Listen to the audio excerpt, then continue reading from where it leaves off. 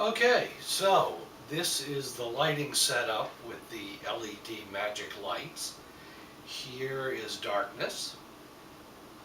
This is turning them on, and then they start to strobe. You have to kind of do them.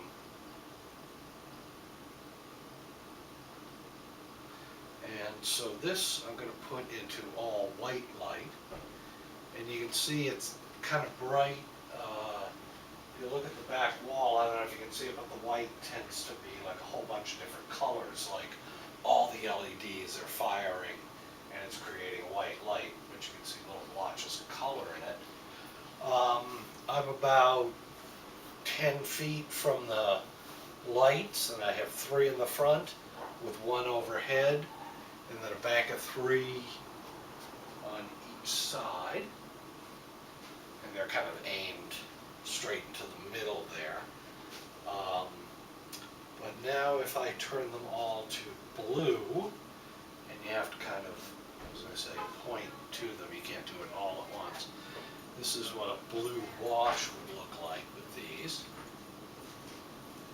And then, but you can do things individually, so you could do like a blue wash with a red, what do you call it, highlight, and you can make this like a less red, make more of an orange. You can do a lot of other different colors, and sometimes this switches the others also.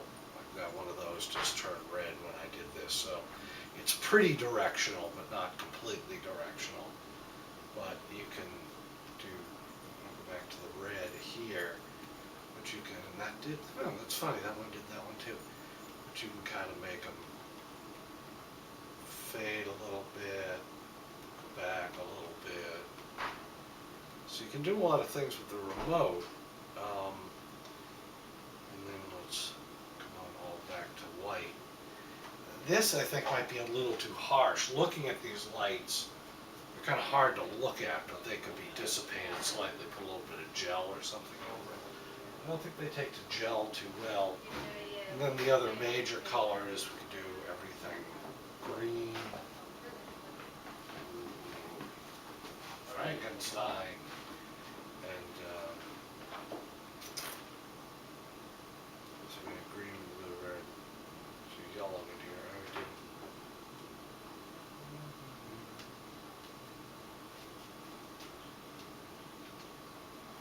You can do, it's got all sorts of different colors here. This they say is yellow, but I think it's much more orangey than that. And it's kind of like a violet light. Like I say, it's fairly harsh. I suppose I could do something to tone that down a little bit. But they might be good, you know, if you had an overall wash and you could take that out and then use this for either spots or something more dramatic, it might work out and maybe be good for, ooh, you know, I'm in the, then suddenly I was dragged into the water stuff. Okay, you know, you can be under this and then take it out, you know. So you've got some control over the stage, it's not absolute. And when they come back on, they come back as the color that they were when they went off. If you shut them off entirely, they come back and strobe through.